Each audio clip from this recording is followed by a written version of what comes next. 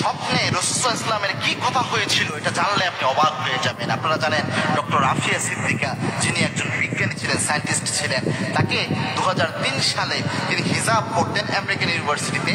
তিনি পড়ালেখা করেছেন, উচ্চতর ডিগ্রি তিনি অর্জন করেছেন এবং অনেক উচ্চমানের একজন তিনি বিজ্ঞানী ছিলেন। এই হিজাব পড়ার কারণে তাকে সন্দেহ করা হয় হয়তোবা তিনি যে অন্যান্য সংগঠন রয়েছে যারা মুজাহিদ বলা যায় যাদের, তাদের সাথে হয়তো তার সম্পর্ক রয়েছে, এরকম চিন্তা তার ব্যাপারে করা হয়েছিল।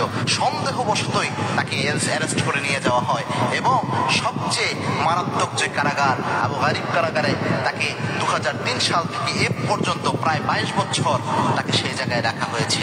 তার তিনটা সন্তানের দুইটা সন্তান মারা গিয়েছে এর মধ্যে জানা যায়। তার সন্তানরা জানে না ওইভাবে যে মায়ের কি অবস্থা, মা জানে না তার সন্তানগুলোর কি অবস্থা, এবং দুইটা সন্তান যে জমিন থেকে বিদায় করে দেওয়া হয়েছে তার মা পর্যন্ত, আফিয়া সিদ্দিকা পর্যন্ত এটা জানতেন না। কতটা মারাত্মক একটা ঘটনা চিন্তা করতে পেরেছেন। তার সাথে রাসূলুল্লাহ ইসলামের স্বপ্নে একটা অন্যরকম কথা হয়েছিল, যেটা যদি আপনি শুনেন প্রিয় ভাই আপনারা অবাক হয়ে যাবেন। কি কথা হয়েছিল?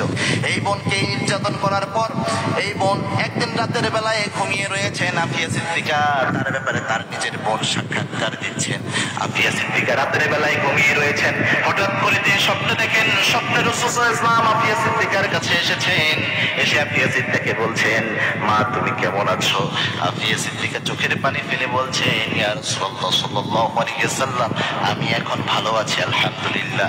বলছেন, ইয়া রাসূলুল্লাহ আমি যে পরীক্ষা দিচ্ছি, দীর্ঘদিন যাবত আমি এই পরীক্ষা দিচ্ছি ইয়া রাসূলুল্লাহ সাল্লাল্লাহু আলাইহি ওয়াসাল্লাম, আর কতদিন আমার এই পরীক্ষা হবে, কতদিন আমি এই জায়গায় থাকবো? আল্লাহর হাবিব সাল্লাল্লাহু আলাইহি ওয়াসাল্লাম স্বপ্নে তাকে বলছেন যে মা এটা তো তোমার পরীক্ষা নয়, এটা আমার মুসলিম উম্মার জন্য পরীক্ষা। এই পরীক্ষা হচ্ছে মুসলিম উম্মার পরীক্ষা।